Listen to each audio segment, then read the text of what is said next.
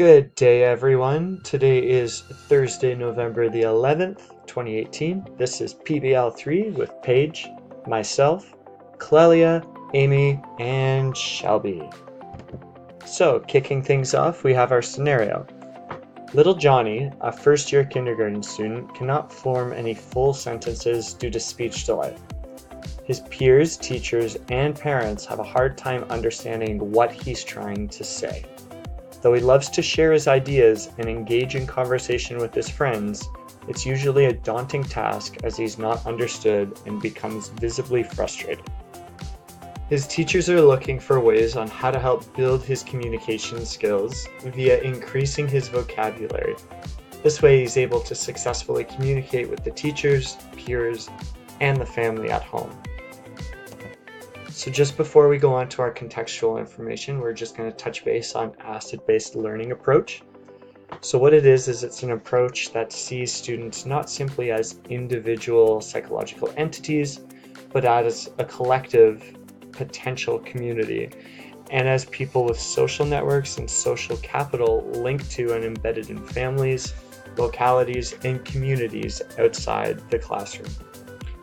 So moving on to our contextual information. Any children's songs and rhymes that are catchy will build repetition, predictive speech, and help with word formation. These words can then be used in conversations to help solidify concepts and thoughts. It will then help to begin conversations as we, the educators, will encourage the students to share the songs and rhymes with trusted adults and friends to build a connection in a shared event. So this is a YouTube video. We're going to post it in the link. It's a little rap song, quote unquote, for learning the ABCs, and it's a great one to use. So the talk box for parents. It was originally put together by speech-language pathologists.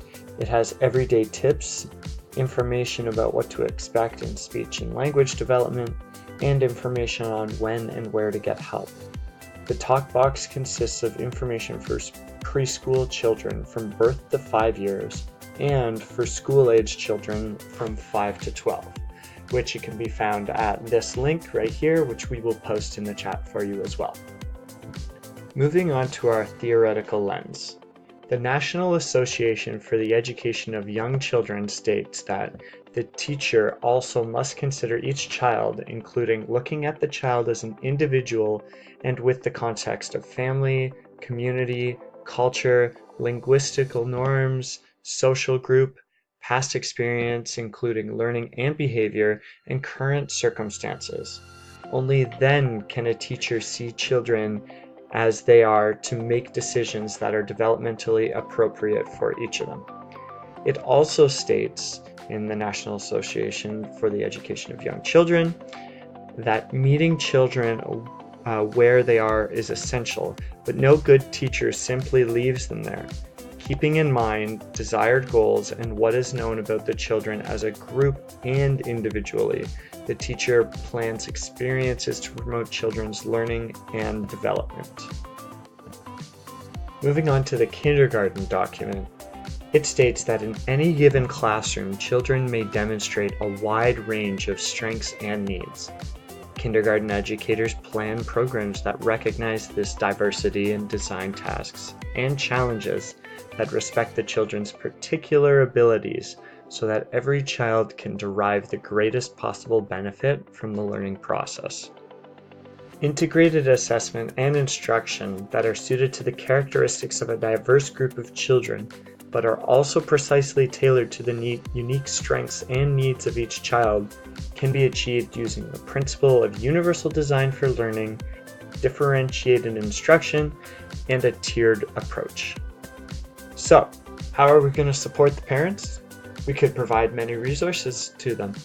We could be there for them. Keep a positive attitude. Be patient. Create an action plan and be exclusive. These are all the things we could do as an educator. So there are so many possible solutions to solving the problem with little Johnny in kindergarten. Some of these include looking at other signs other than speech delay.